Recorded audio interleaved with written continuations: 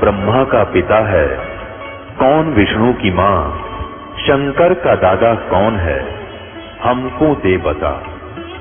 ये जानने के लिए कृपया सुनिए जगत गुरु तत्वदर्शी संत रामपाल जी महाराज के अमृत वचन सर्व पवित्र धर्मों के पवित्र शास्त्रों के आधार पर।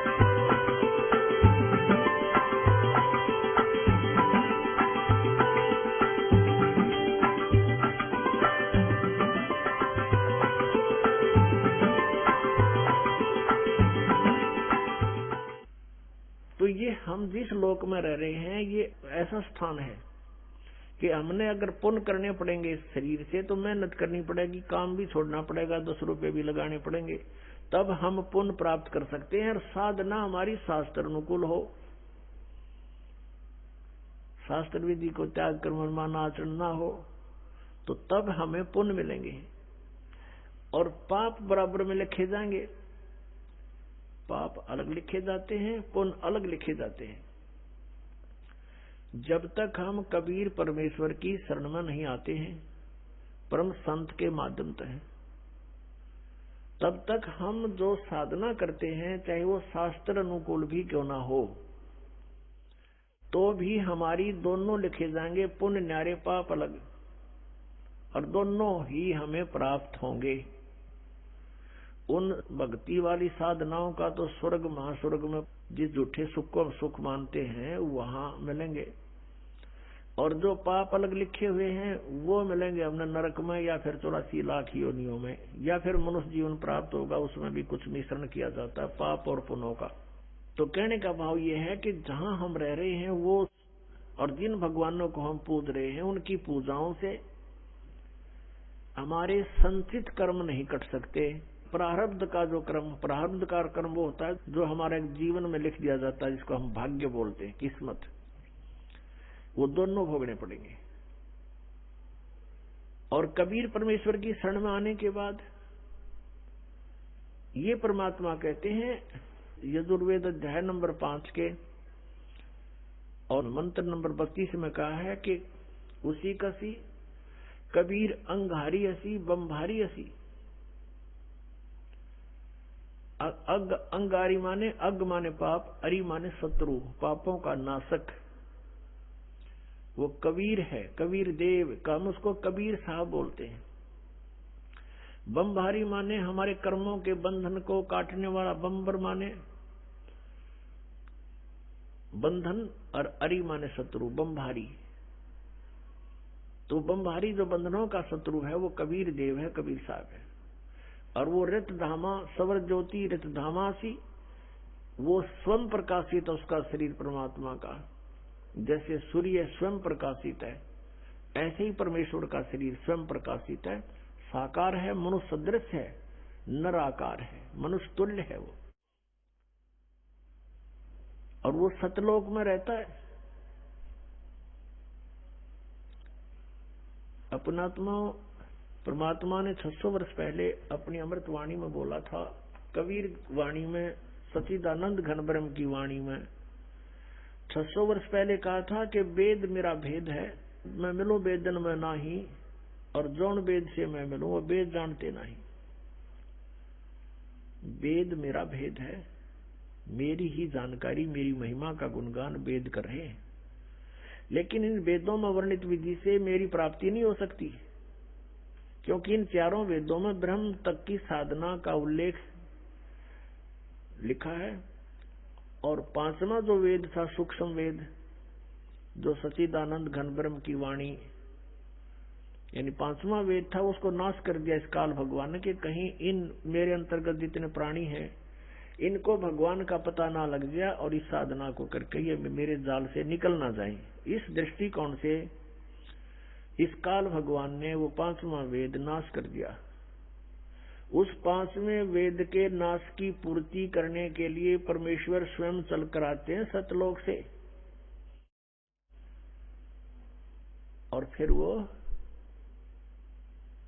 जानकारी देते हैं खुद आकर के। वो कहलाती है सच्चिदानंद घन ब्रह्म की वाणी श्रीमद् भगवत गीता।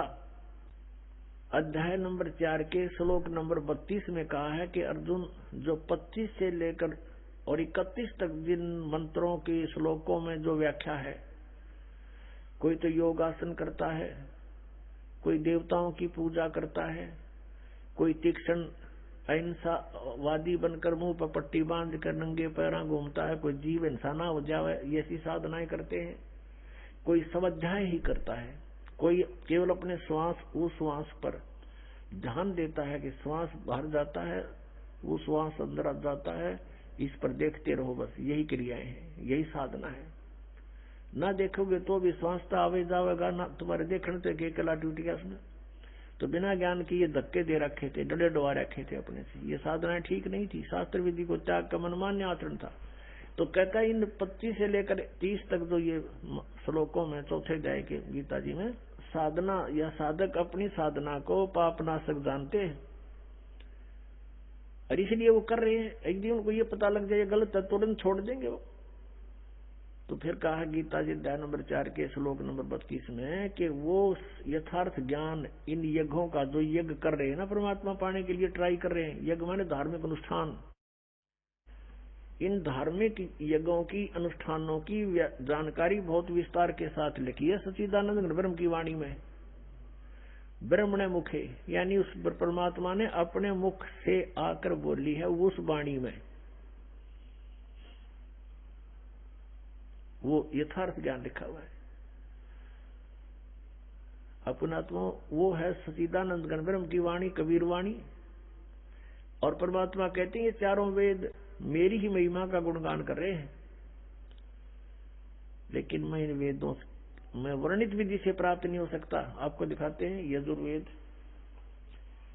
यजुर्वेद अध्याय नंबर 5 का मंत्र नंबर 32 में कबीर अंगारी असी बम्भारी असी, ये देखिएगा, ये है यजुर्वेद और महर्षि दानंद द्वारा इसका अनुवाद है। इसके प्रकाशक कौन है? सार्वदेशिक आर्य प्रतिनिधि सभा 2/5 महर्षि दानंद भवन रामलीला मैदान नई दिल्ली से। यजुर्वेद आर्य भाषा भाष्य संपूर्ण 40 अध्याय महर्षि दानंद सरस्वती कृत। इस दानंद जी ने इसका अनुवाद किया है। ये लेखक नहीं है वेदों का, केवल अनुवाद करता है, जैसे गीता जी के गढ़े अनुवाद करता है। और मुद्रक ये है Prince offset printers 1510 Pataudi house Daryaganj नई दिल्ली से। अब इसके 5वें अध्याय के 32वें श्लोक में दिखाते हैं आपको। ये 5वां अध्याय और ये है नीचे 32वां मंत्र 32। यहां देखिएगा, उसी गसी, ये देखो कबीर अंगारी असी, हम इसको कबीर बोल देते हैं बै, अपने लैंग्वेज में हम बै बोलते हैं। कबीर अंगारी असी बम्भारी अविसुर असी।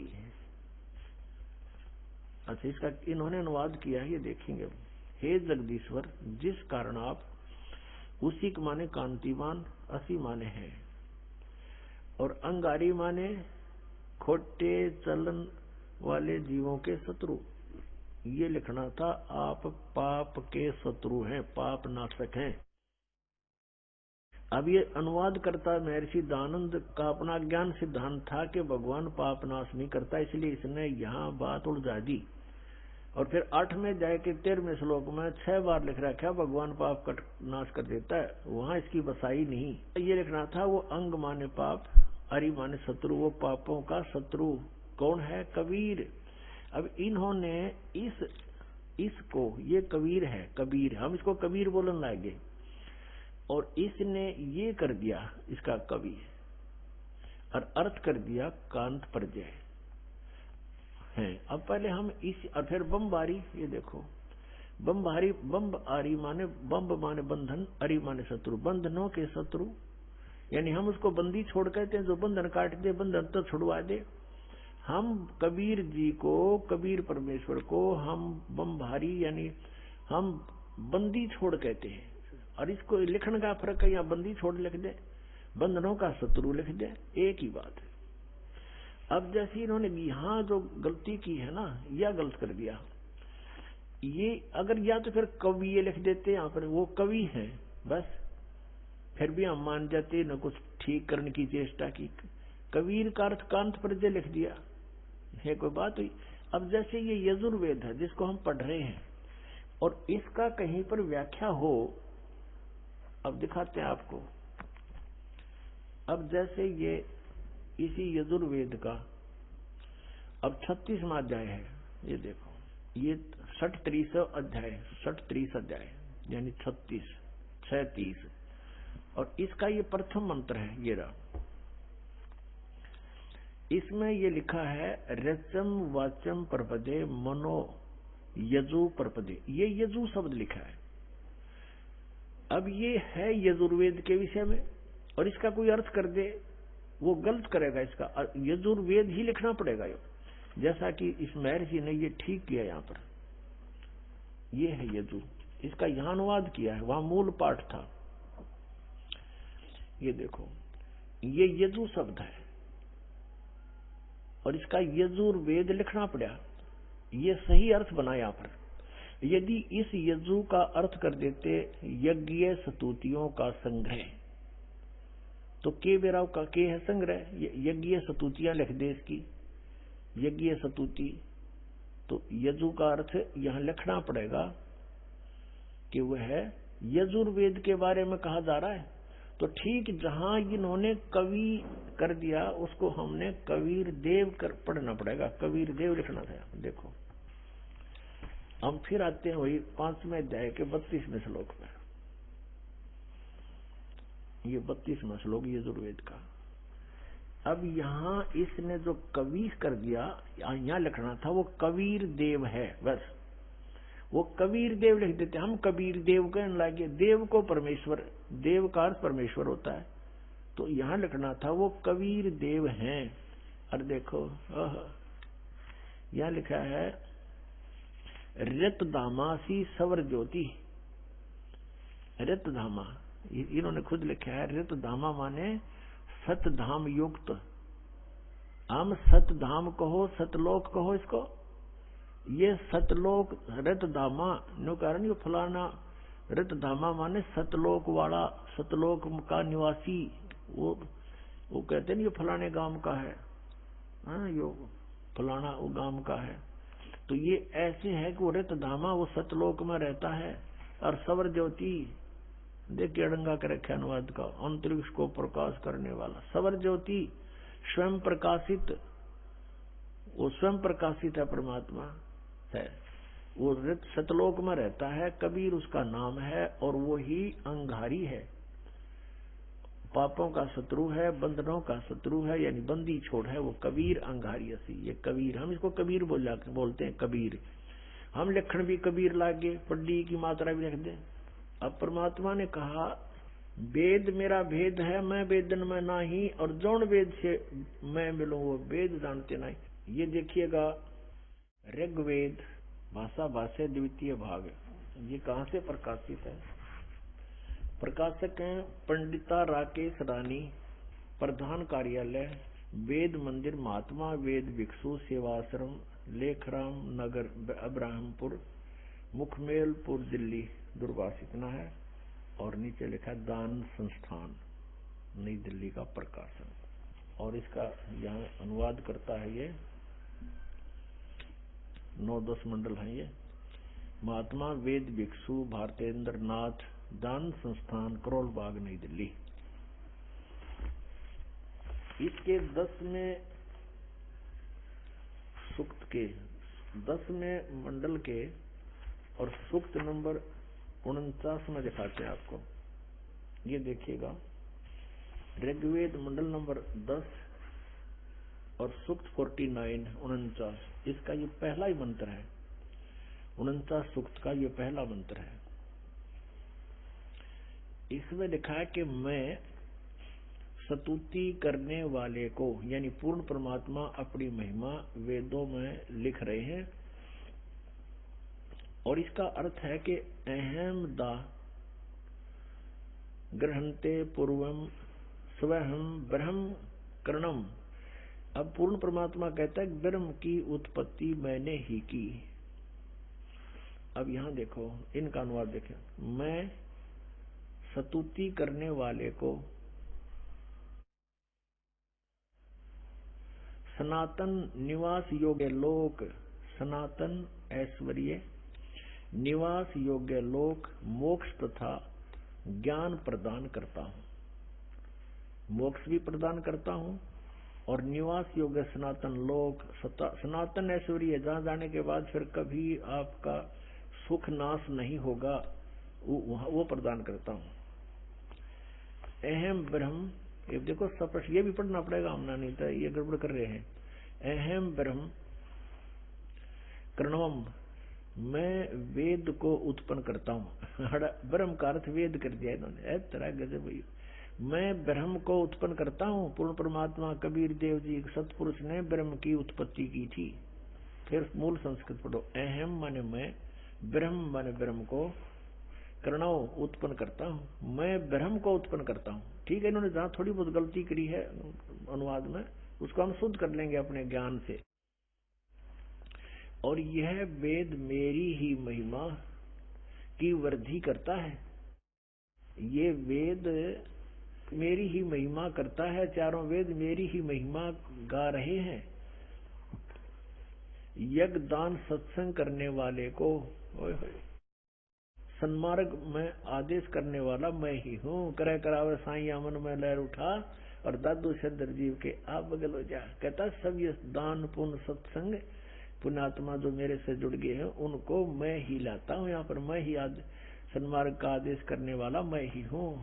मैं सकल युद्ध में न देने वाले कुसंगी यज्ञशील जनों को ही हराता हूँ।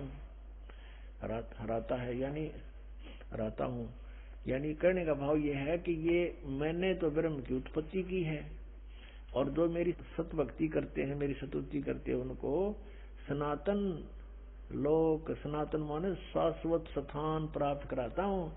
और वहां से जब हम चले गए तो ऐश्वर्य आप करेंगे, वहां सारे ठाठ मृत्यु नहीं, कभी कोई बुढ़ापा नहीं, किसी चीज का भाव नहीं, निवास योग्य लोक, मोक्ष तथा ज्ञान प्रदान करता हूँ। और मैं अहम ब्रह्म कर्णम, मैं वेद को उत्पन्न करता हूँ। या वेद नहीं, यहाँ ब्रह्म को उत्पन्न करता हूँ। और मह्यम वर्धनम, महिमम, और ये जो वेद है वो मेरी महिमा गा रहे हैं, क्योंकि ब्रह्म ने फिर वेदों का ज्ञान आगे दिया। अब कहने का तात्पर्य ये है कि हम जिन सदग्रंथों को सही मानते थे, सच मानते थे और मानते हैं, उनको हम समझ नहीं सके। जब पूर्ण परमात्मा कबीर जी ने, उस दानक कबीर ने, जुलाहे कबीर ने, काशी में आए हुए भगवान परम अक्षर ब्रह्म ने अपनी प्यारी आत्मा धर्मदास जी को अपना सतलोक दिखा लिया, सचखंड दिखाया, वहां सब सतिथि से परिचित करवाया, तब वो वापस आया, उसकी शरीर में वापस प्रवेश कर दिया आत्मा को। तब उसने जागृत होकर के कहा कि हे परमात्मा, हम तो इन श्री राम, श्री कृष्ण, ब्रह्मा विष्णु महेश जी को ही सुप्रीम पावर मानते थे। हे मालिक, फिर ये तो वेद और जितने भी पुराण हैं ये सब झूठी हैं। इनमें इनके बारे में बताया गया जरो अमर है, सर्वशक्तिमान है, सर्वेश्वर है। परमेश्वर ने कहा वेद कतेब झूठे नहीं भाई, और झूठे हैं जो समझे ना ही। झूठे तो वो हैं जो इनको समझ नहीं सके। वेद पढ़ने पर भेद न जाने, बाँचे पुराण 18। और फिर भी वेद पढ़े और उसका समझ नहीं सकते, इस करके अज्ञान साधनाएं सब शुरू करवा रखी हैं। और जड़ को अंधा पत्ते खुआवे, भूल गया सृजनहारा है। भगवान पर तुलसी के पत्ते चढ़ावे, फल फूल चढ़ावे मूर्ति के ऊपर, कहते सृजनहार को भूल गए तुम। तो इन वेदों में परमेश्वर की महिमा है। ये भी धीरे धीरे आपके समक्ष यथार्थ अनुवाद आओगा। पहले तो आप जी को ये जो ना दृढ़ करे, ये करना चाहता है ये दास, कि आप जी ये समझें कि जो भी दास बोल रहा है वो सारी सच्ची है। उसके बाद ये दास इन वेदों का जितना आवश्यक है उनका अनुवाद करेगा। और पहले आपको इसलिए इन्हीं के अनुवादित वो दिखाए जा रहे हैं मंत्रों के अनुवाद, कि ताकि कोई आपको भ्रमित ना कर दे कि यूं कह कि रामपाल ने संस्कृत ना आती। और ये महर्षि दानंद के अनुयायी आचार्य ये संस्कृत के गाता थे, महर्षि भी दानंद भी विद्वान पुरुष था, संस्कृत का गाता था। वो सही समझा है उन्होंने, वेदों का ठीक अनुवाद कर रखा है। तो पहले उन्हीं के द्वारा किए गए अनुवाद को दिखाकर फिर दास साथ साथ उनमें जो त्रुटि है वो आपके समक्ष पेश करेगा। फिर आपका समझ में आओगी, फिर आप दृढ़ हो जाओगे कि सचमुच कौन सा अनुवाद सही है कौन सा गलत है। फिर आप स्वयं निर्णय लेकर के दृढ़ हो जाओगे। और जब तक हम दृढ़ नहीं होंगे हम कोई मोक्ष प्राप्ति नहीं कर सकते। डगमग आदमी कभी सफल नहीं हो सकता। आप आगे जाकर के मान लीजिए दो रास्ते हो जाते हैं। कहीं आप अकेले जा रहे हो, या तो आपके साथ गाइड हो, कोई व्यक्ति जानकार हो, या फिर आपके पास मैप हो। उस मैप पर आप देख कर चल सकते हो कि ये रास्ता नहीं ये है, और मैप के बारे में आप दृढ़ हो कि सचमुच इसमें जो लिखा फाइनल है। तो ये हमारे सद्ग्रंथ हमारे मैप हैं। ये मैप आपको मानचित्र दिखाया जा रहा है कि आप जिस रास्ते जा रहे हो ये रास्ता आपका है, ये नहीं है। और आप दृढ़ हो जाओगे सचमुच ये, फिर आप डगमग नहीं हो सकते। अगर आपके पास मैप नहीं है, आप चल पड़े, आगे दो रास्ते हो जाते हैं, वहीं पर आप असमंजस में पड़ जाओगे, आंख मीच करते चल पड़ो किसी साइड में, वो दूसरी बात है। तो ऐसे इन सदग्रंथों का आपके रूबरू कराना ये दास अनिवार्य समझता है। अब बताया कि वेद मेरा भेद है और मैं ना वेदन के माही, जौन वेद से मैं मिलूं ये वेद जानते नहीं। अब जैसे गीता जी अध्याय नंबर 4 के श्लोक नंबर 32 में कहा कि वो परमात्मा ने अपने मुख कमल से जो वाणी बोली, सच्चिदानंद घन ब्रह्म ने, यानी उस परम अक्षर ब्रह्म ने जो अपने मुख से वाणी बोली, उसमें बहुत विस्तार के साथ इन धार्मिक अनुष्ठानों की जानकारी दे रखी है। उसको चौथे अध्याय के 34वें श्लोक में श्रीमद् भगवत गीता में कहा कि गीता ज्ञानदाता ये काल श्री कृष्ण जी में बढ़कर बोल रहा है, इसमें प्रवेश करके बोल रहा है कि उस ज्ञान को तू, वो तत्व ज्ञान है, उस ज्ञान को तू तत्वदर्शी संतों के पास जाकर समझ। उनको दंडवत प्रणाम करने से, कपट छोड़कर उनकी सेवा प्रसन्न करने से, सरलता पूर्वक प्रसन्न करने से वो तत्वदर्शी संत तुझे परमात्म तत्व का ज्ञान कराएंगे जिसको गीता ज्ञान दाता भी नहीं जानता। वो तत्व ज्ञान है जो सच्चिदानंद घन ब्रह्म की वाणी में है, सच्चिदानंद घन ब्रह्म के मुख से निकली है। यानी उसी परमेश्वर ने आके ये सच्चाई हमें बताई है कि तुम कौन हो, तुम कहां से आए हो, कौन परमात्मा है, तुम साधना क्या करते हो। तो वो परमात्मा की महिमा जैसे आपने ऋग्वेद मंडल नंबर 10 सूक्त 49 में प्रथम मंत्र में आपने पढ़ा कि वो वेद जो परमात्मा कहता है पूर्ण ब्रह्म के इस वेद का इस ब्रह्म की उत्पत्ति मैंने की। और ब्रह्म ने फिर आगे मेरी महिमा, क्योंकि ब्रह्म के अंदर परमात्मा ने 4-5 वेद फीड कर दिए थे, जैसे एक मोबाइल से दूसरे मोबाइल में ट्रांसफर कर दी जाती है पूरा का पूरा मैटर, फिल्म की फिल्म पूरी। ऐसे परमात्मा ने 5 वेद इसके अंतःकरण में फैक्स कर दिए थे वहां से।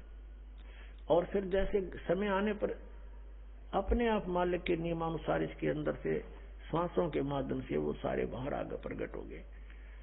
अब अगर आज से 50 वर्ष 20 वर्ष 40 वर्ष पहले ये दास ये बताता कि परमात्मा ने इसके कंप्यूटर में इसके काल के अंतःकरण में वो चारों वेद भेज दिए और फिर समय आने पर उसको आदेश अनुसार प्रक्रिया मालिक ने ऐसी की कि उसके श्वासों से आप निकले बार, तो ना दच्चो या बात आज सारा यकीन होगा, विश्वास होगा आपको। क्योंकि आजकल आप जो टेक्निक देख रहे हो कहां से कहां डाउनलोड कर लेते हैं और एक छोटी सी चिप होती है इतनी और उसके अंदर कितना मैटर भरा होता है, उसको कहीं भी फिट कर दी जा, जिसमें वह डाल दिए फिर उसे कितना डाउनलोड कर लो, पूरे पृष्ठ के पृष्ठ इतना बड़ा पुलंदा भर लो। तो ऐसा हुआ था। तो इसने जब देखा कि डाउनलोड इसने किया बाहर अपने कंप्यूटर से अंतःकरण से, तो पढ़ा के पर जो 5वां वेद था सूक्ष्म वेद, उसमें तो सारी ये जानकारी है। वे ऑफ वर्शिप भी इसने एक नहीं देखा, आप बताओ, उसको नष्ट कर दिया, छुपा दिया। और ये 4 थे जो जिसमें महिमा तो थी भगवान की, इनको खत्म नहीं कर सका ये। इसमें भी महिमा है लेकिन वे ऑफ वर्शिप नहीं है।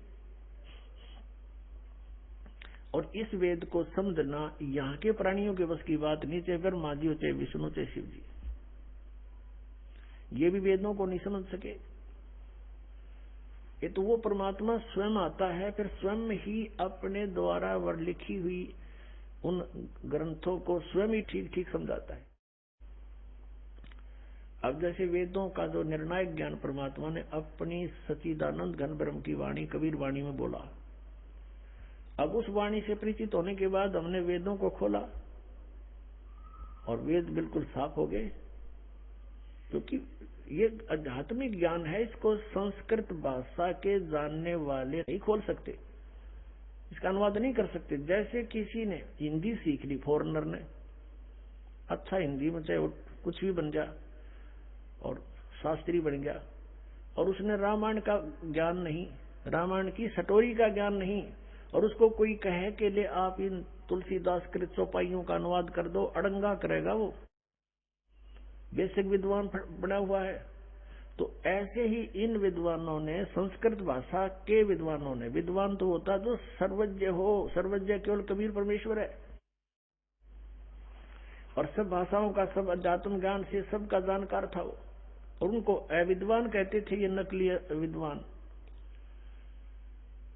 अब संस्कृत भाषा के जानने से विद्वान नहीं होता, एक भाषा के जान लेने से विद्वान नहीं होता, उसका ठीक है, उसको वो भाषा आती है, उसका मास्टर है बस।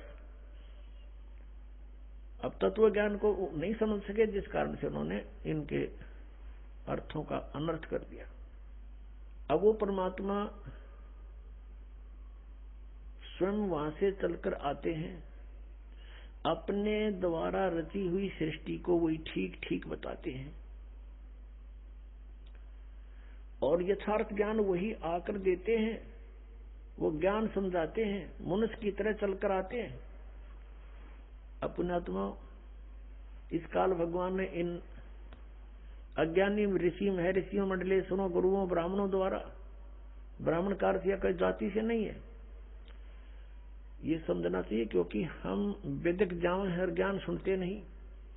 ब्राह्मण का अर्थ जो गुरु पद पर होता है वो ब्राह्मण है, यानी जो ज्ञान देता है परमात्मा के बारे में, जिसको जानकार मानते हैं। ब्राह्मण सोए जो ब्रह्म पहचाने, ब्राह्मण उसको कहते हैं जिसने भगवान को जान लिया है, लेकिन वो ना जान रहे थे, ब्राह्मण को वहां थे, ऋषि महर्षि थे नहीं, महर्षि को वहां थे। आज उनको महर्षि कहना पड़ता है, लेकिन वो महर्षि के योग नहीं है, उनको ब्राह्मण कहना पड़ता है, लेकिन ब्राह्मण के योग नहीं थे। जैसे मेरे गुरुदेव थे, वो ब्राह्मण थे इस जाति के हिसाब से।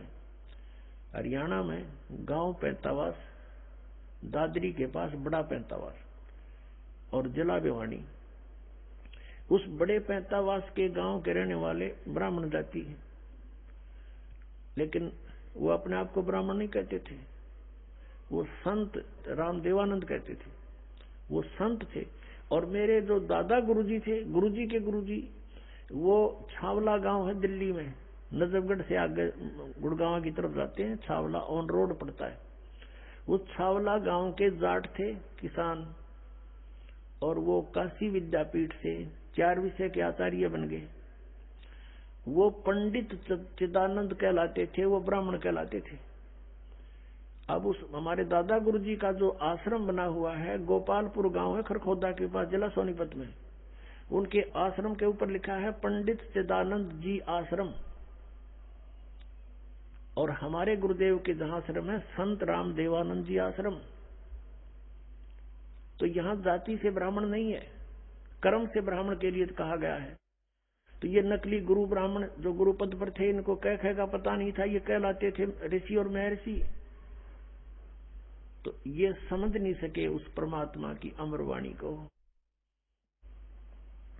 इसलिए परमेश्वर ने कहा कि ये वेद कतेब झूठे नहीं भाई, और झूठे हैं जो समझे ना ही। तो वेदों में लिखा है कि वो परमात्मा स्वयं गति करके आता है। अब जैसे यू आर्य समाज का जो ग्रुप है, इसमें शिक्षित वर्ग बहुत है, और लेकिन वो अक्षर ज्ञान है, उनको अध्यात्म ज्ञान नहीं। उधर से महर्षि दानंद को भी कह का पता नहीं था अध्यात्म ज्ञान का, इसलिए उसने कोशिश की वेदों का अनुवाद करने की, और उसका अपना सिद्धांत था कि भगवान निराकार है। वो कहीं एक देश में नहीं रहता, एक देश माने स्थान पर कहीं नहीं रहता, वो केवल सर्वव्यापक है, जैसे वायु है ऐसे भगवान है। तब भले आदमियों, निराकार परमात्मा इतने बड़ी बड़ी स्ट्रक्चर कैसे बनाओगा वो? जैसे कोई नौका साकार कैसे बनाओगा, सुन लो साकार कैसे बनाओगा। साकार मनुष्य इंजीनियर है, और जहाज बना दिया, हवाई जहाज, वायुयान बना दिया, समुद्री जहाज बना दिया, उसमें बैठ कर आराम से घूम रहा है और वो यान चल रहा है। निराकार कोई कारीगर बना के दिखाए दो, मरे बादशाह के बनाओगा, वो खख बनाओगा। तो ऐसे परमात्मा मनुष्य सदृश है, उनकी वो अमित औजा है, उसकी शक्ति का कोई वार पार नहीं है। उनके वचन से सबको जो हो जाता। जैसे आप हम देखा करते हैं जादूगर होते हैं, अपने मुख में एक छोटी सी गोली कंचा, इतना कंचा होता है, उस गोली को मुख में डालते हैं और थोड़ी देर में ओ करके इतना बड़ा मुस्कुद का डमू में तो पत्थर बना देते हैं, और नो पटक दे, पट्टा उठा के देख लो कति पत्थर है। तो उस जब एक जादूगर इतना कुछ कर सकता है, और वो तो परम जादूगर, वो तो सर्वशक्तिमान, एक वचन में सब कुछ कर दे। तो ऐसे ही उस परमात्मा की महिमा से हमने परिचित होना। उस परमात्मा ने कहते हैं एक शब्द में सब किया, सकल जमी आसमान, एक वचन में सब कुछ बना दिया। तो समर्थ है उसको, वो कुछ भी कर सकता है। तो वो जानकारी स्वयं आकर दी। अरे निराकार बताओ भगवान को, और वेद के साकार है, निराकार है, मनुष्य सदृश है वो।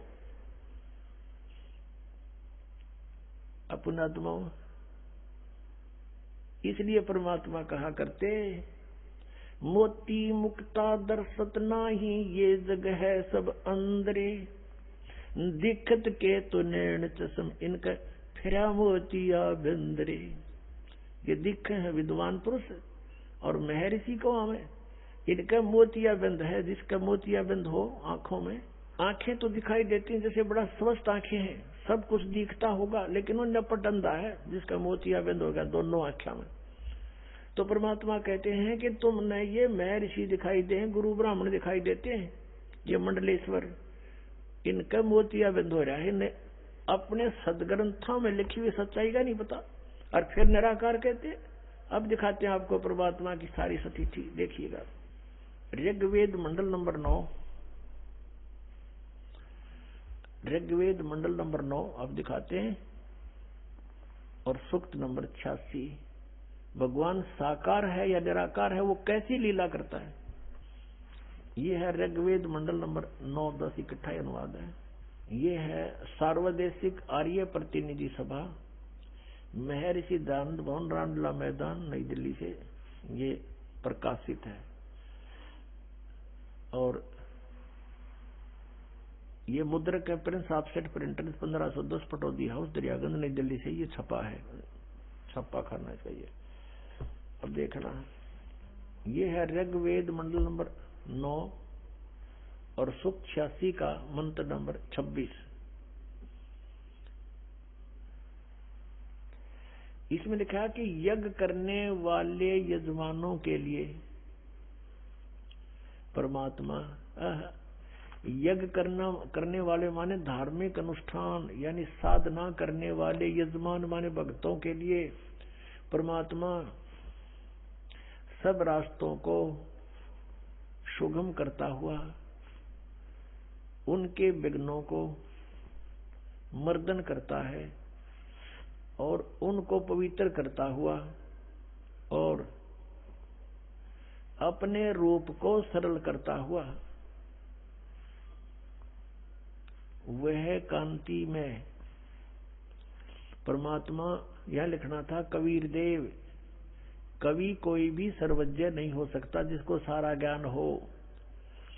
कवि कविता बना सकता है, ये कबीर देव लिखना था, पर वो कबीर देव विद्युत के समान यानी आकाशीय बिजली की तरह सेकंड में नीचे आ जावे, क्रीड़ा करता हुआ, ऐसे लीला करता हुआ वर्णीय पुरुष को यानी अच्छी आत्मा को प्राप्त होता है।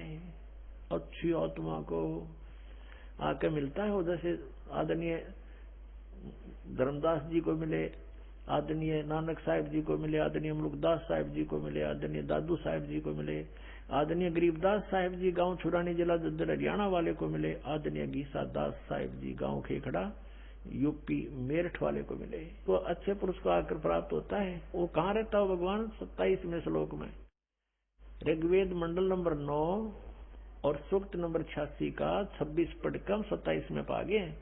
इसमें इन्होंने ये जो निराकार मानते थे भगवान को और वेद बता रहे हैं वह परमात्मा प्रकाश पुंज परमात्मा को, जो परमात्मा ध्रुवलोक के तीसरे पृष्ठ पर विराजमान है वहां रहता है। तीसरे एक स्थान पर रहता है ध्रुवलोक के यानी उस तेजो में लोक सतलोक के एक स्थान पर, तीसरे स्थान पर विराजमान है, स्थान पर विराजमान है, वहां रहता है। निराकार के ऊपर भगवान जब वहां बैठा है आगे दिखाते हैं। ये है ऋग्वेद मंडल नंबर 9 सूक्त 82 का। ऋग्वेद मंडल नंबर 9 और सूक्त 82 और यहां देखें ये है 82वां, 81वां समाप्त हुआ, ये 82वां शुरू हो जाता है। इसका प्रथम मंत्र है। इसमें लिखा है कि जो सर्वोत्पादक प्रभु, सबकी उत्पत्ति करने वाला परमेश्वर प्रकाश रूप है। इसका अर्थ है वो तेजो में रूप साकार है, सद्गुणों की वृष्टि करने वाला, पापों का हरण करने वाला, पाप नाश करने वाला, पाप क्षमा करने वाला है। वह राजेव, राजा के समान, राजेव इसका अर्थ है राजा के समान आगे लिखा है। ये देखना, ये 269 पृष्ठ पे पढ़ रहे हैं। कोई भ्रमत कर देगा कि दूसरा पृष्ठ दिखा दिया होगा। ये 270 दिखाऊंगा। ये देखो 270 यहाँ लिखा है। 82 का पहला पढ़ रहे हैं, 82 का 9 के 82 का। राजा के समान दर्शनीय है, वो देखने जोगा है, विजिबल है, वो साकार है। राजा की तरह तो मनुष्य जैसा ही हुआ। और वह है पृथ्वी आदि लोक लोकांतरों के चारों ओर शब्दमान हो रहा है। वह वर्णीय पुरुष को, वर्णीय माने अच्छी आत्मा को, श्रेष्ठ पुरुष को, जो दृढ़ भक्त है, जो दृढ़ भक्त है उसको पवित्र करता हुआ प्राप्त होता है। जैसे आदरणीय धर्मदास साहिब जी को जो दृढ़ भक्त थे उसके बाद डगमग नीवे, आदरणीय मुलुकदास साहिब जी को, आदरणीय दादू दास साहिब जी को, आदरणीय गरीबदास साहिब जी गांव छुड़ानी जिला दद्दर हरियाणा वाले को, और आदरणीय गीसा दास साहिब जी को गांव खेखड़ा मेरठ यूपी वाले को। ये दृढ़ भक्त आज तक डगमग नहीं हुए, दुनिया को हिला के रख दिया इन्होंने। इनको भगवान में ले आकर के को पवित्र करता हुआ प्राप्त होता है वर्णीय पुरुष अच्छी आत्मा को। जिस प्रकार विद्युत माने आकाशीय बिजली स्नेह वाले स्थानों को आधार बनाकर प्राप्त होता है। देखो कितना स्पष्ट किया इन्होंने।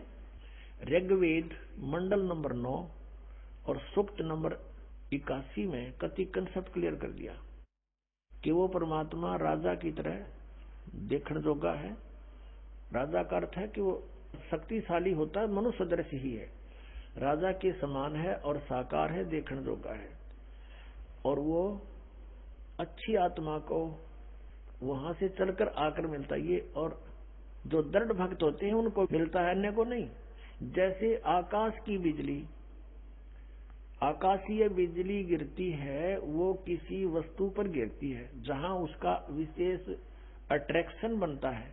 पुराने समय में जब कांसी धातु के बेले थाली हुआ करते प्रांत, और उनको अगर वर्षा के दिनों में कहीं बाहर वो पड़े रह जाते तो हमारे बुजुर्ग दादी माता कहा करते थे कि कांसी के बर्तन पर बिजली गिर जाती है। जब उसका संयोग होता है ऊपर से गिरने का तो वहां अवश्य उसी को तुरंत वहीं आकर के अट्रैक्ट होती है, उस कारण खिंची आती है, उसी पर गिरती है। उसको उठवाकर अंदर रखवा दिया करते थे।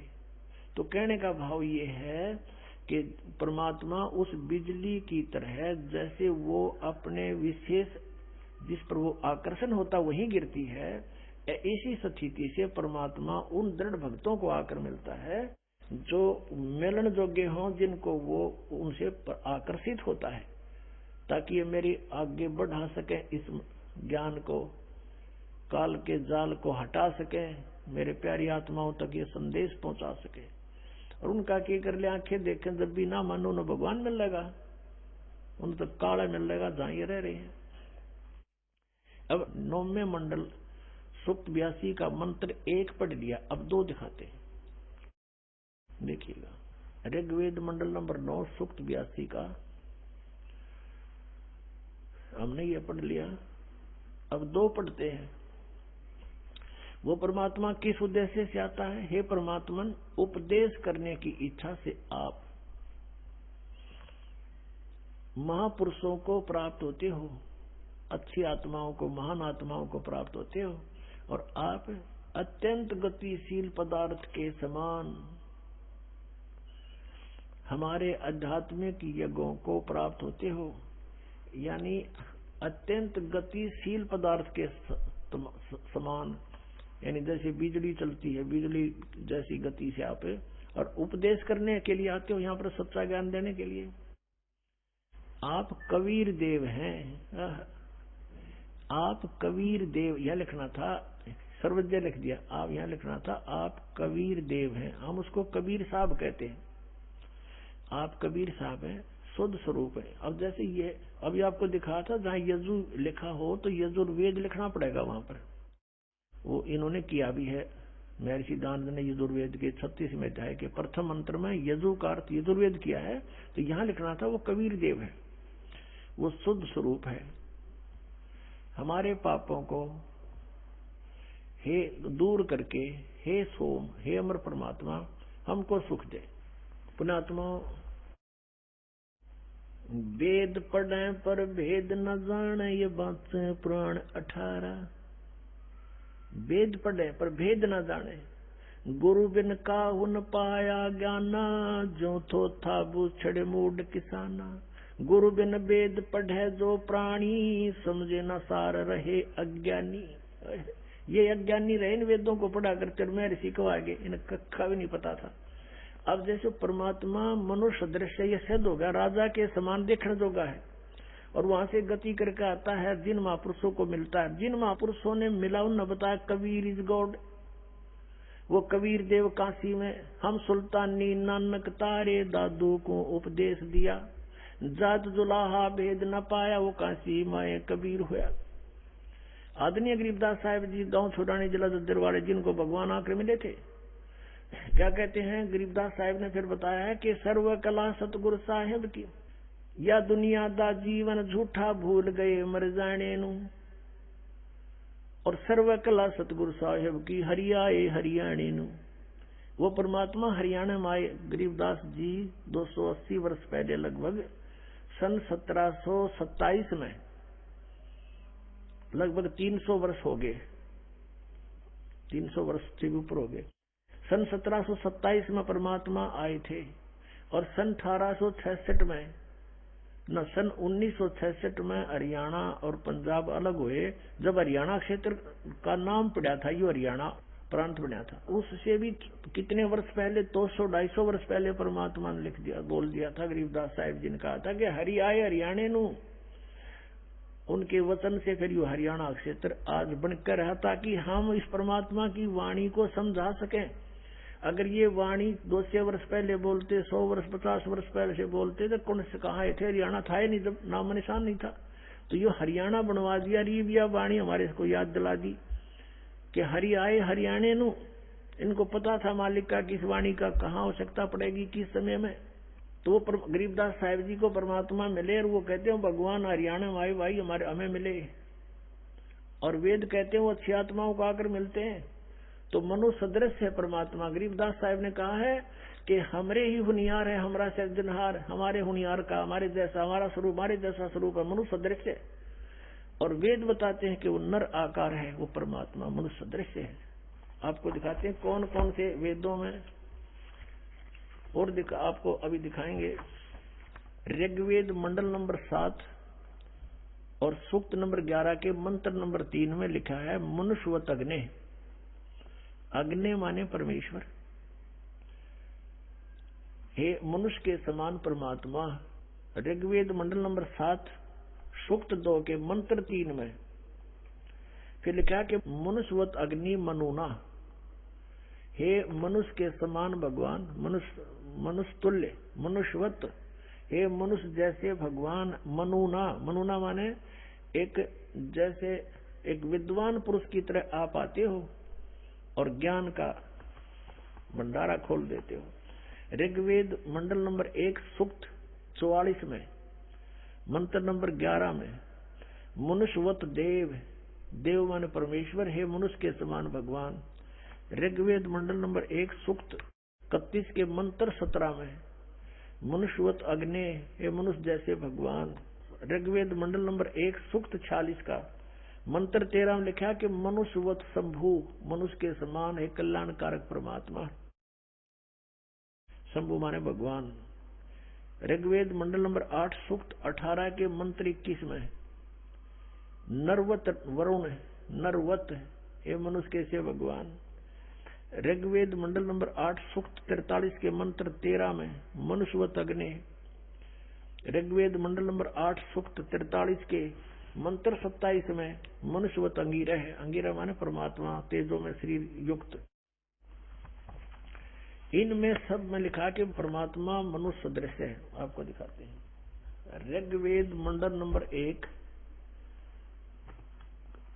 का अनुवाद महर्षि दानद ने कर रखा है और इसने कोशिश की है कि मैं अड़ंगा अड़ाऊं और इसको खत्म कर दूं कि कोई पढ़ ना ले की तरह मनुष्य के कुल परमात्मा लिखा है।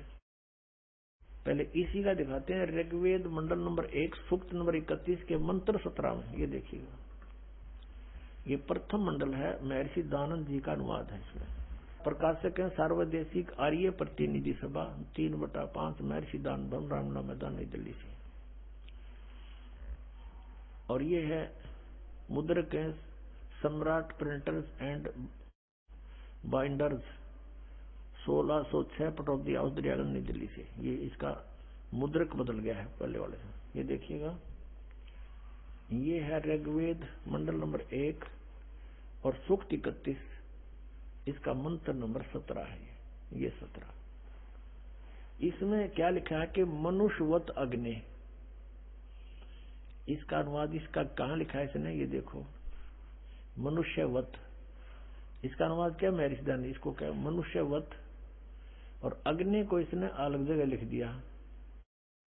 अग्नि, अग्नि यहां कर दिया और मनुष्यवत को इसने यहां ले लिया। अग्नि पहले लगा दिया तो इसने लिखा कि हे पवित्र अंगीरह माने प्राण के समान धारण करने वाले। अंगीरह माने भी परमेश्वर होता है। यहां लिखना था मनुष्यवत अग्नि। अंगीरह है अंगीरस, अंगीरसवत अंगीरह है। यातिवत सदने पूर्वम सुते। अब इसका अर्थ देखते हैं इनके द्वारा। हे पवित्र प्राण के समान धारण करने वाले, यानी वे प्राणी की तरह आप आते हो परमेश्वर। ये देखा सब विद्याओं से सर्वतक व्यापक समाध्यक्ष। यहाँ भगवान का नामों निशान मिटा दिया, समाध्यक्ष लिख दिया अग्नि को। आगे देखो, आप मनुष्यों के मनुष्यवत, मनुष्यों के आने जाने के समान, ये लिखना था मनुष्य के समान, मनुष्यवत, मनुष्य के समान। आम आदमी पढ़ सके इसमें, मनुष्य के समान। और वाह शरीर, वाह का क्या अर्थ होता है अनुवाद करते समय? या वाह का अर्थ होता है या के अर्थ कंटिन्यू होना चाहिए इसका अर्थ। शरीर व्यापक प्राण वायु के सदृश राज्य क्रम व्यापक पुरुष के तुल अंगिर से माने आप एक साधारण मनुष्य की तरह या ययातिवत, जैसे पुरुष यज्ञ के साथ कर्मों को सिद्ध करते कराते हैं, उस उत्तम प्रतिष्ठा वाले विद्वान विद्या देने वाले हैं। इसका कोई सर पैर नहीं, कहीं पर भी देख लो अनुवाद का। इसका अर्थ है आप एक साधारण मनुष्य की तरह आते हो और जैसे एक जन साधारण अपने हाथों से कार्यक्रम करके अपने कर्म काम करके उस तरह आप आते हो। और पूर्ववत है परमात्मा, पहले की तरह आप फिर से आइए, आप ज्ञान देते हो हमें, आप फिर से यहाँ आइए अपने आत्माओं। अब ये सच्चाई आपके सामने आएगी तो फिर आपको हैरान रह जाओगे कि भगवान बता। इसे भी मैं ऋषि व्याघ्रजन ज्ञान को समझाने उसका डंगा कर दिया। ये देखो इसकी और कलाबाजी दिखाऊं मैं ऋषि दयानंद की, कैसे बट्ठा बैठा रखा अनुवादों का। ये देखो ऋग्वेद मंडल नंबर 1 सूक्त 44 का, ये महर्षि दयानंद का अनुवाद है। और मंत्र नंबर 11, इसमें क्या लिखा है? मनुष्यवत देव, मनुष्यवत देव, मनुष्यवत देव, ये इसने लिखा है। अब देव, इस देखो ये एक सेंटेंस है, पूरा एक मंत्र है। अब इस मनुष्यवत देव को साथ अनुवाद में लेना चाहिए। इसने क्या लिया है? सबसे पहले यहाँ लिया देव और मनुष्यवत लिया लास्ट में। देख डंगा करने का क्या बढ़िया तरीका है इसका। हे देव, हे दिव विद्या संपन्न अग्नि माने भौतिक अग्नि के सदृश उत्तम पदार्थों को संपादन करने वाले मेधावी विद्वान हम लोग। ये अर्थ है, अग्नि माने सीधा लिख देता है परमात्मा। इन्हें 20 जगह लिख रहा है। इसी ऋग्वेद मंडल नंबर 9 के और सूक्त नंबर 96 में दिखाऊं इसने कितनी बार लिख रखा है अग्नि माने परमेश्वर, अग्नि माने परमेश्वर। ये देखो, क्योंकि वहां भगवान के साकार का जिक्र करना था, मनुष्यवत नहीं था इनमें। ऋग्वेद मंडल नंबर 1 सूक्त 96 का मंत्र 1 से इन 9 मंत्र हैं इसमें। और 9 में तो 8 में अग्नि है। अग्नि माने तो इन सब में परमेश्वर लिखा। अग्नि माने परमेश्वर व भौतिक अग्नि, परमेश्वर लिखा प्रथम मंत्र में। ऋग्वेद मंडल नंबर 1 सूक्त 96 का दयानंद का अनुवाद है। मंत्र नंबर 1 में अग्नि शब्द था, वहां पर अग्नि माने परमेश्वर। और दूसरे में ये देखो, दूसरे में अग्नि शब्द है परमेश्वर को। अब तीसरे में 1 के 96 का ये तीसरा मंत्र, इसमें अग्नि माने जगदीश्वर लिख दिया। अब चौथे का अग्नि माने जगदीश्वर। और 5वें में ये वही चल रहा है ऋग्वेद मंडल नंबर 1 सूक्त 96 का। और ये 5 में अग्नि माने परमेश्वर को। अब 6 में ये 6 है, इसका आगे देखो,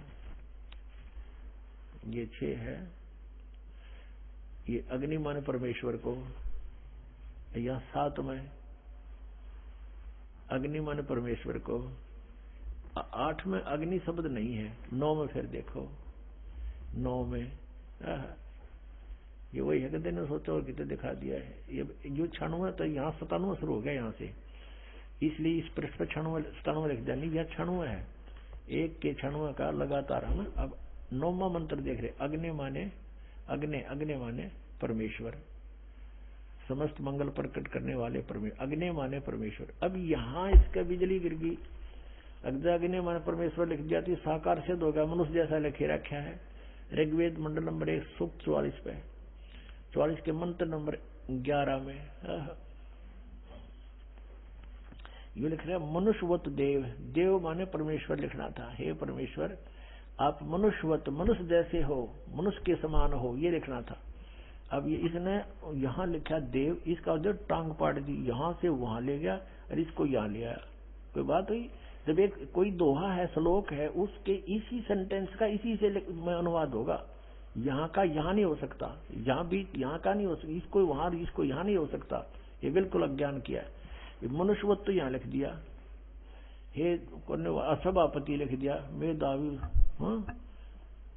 ये भौतिक अग्नि लिख दिया, अग्नि का के भौतिक अग्नि के सदृश यहाँ लिखना था। हे परमेश्वर ये मनुष्यवत, ये यहाँ लिखना था यज्ञ के। तो आप धार्मिक अनुष्ठानों का ज्ञान देने के लिए, साधन बताने के लिए परमात्मा आप परमेश्वर आते हो, और गुरु रूप में आते हो, होता रूप में, ऋत्विजम रूप में, ऋत्विज बन के आते हो, और आप मनुष्यवत हैं, मनुष्य के सदृश हो। आपकी बुद्धि इसका कोई, आप ही सबकी बुद्धि को प्रेरित करते हो। ये देखो, और ये लिख दिया मनुष्यवत, और यह मनुष्यवत यहाँ ले लिया, और इस देव को यहाँ ठोक्या। ये अनुवाद हुआ।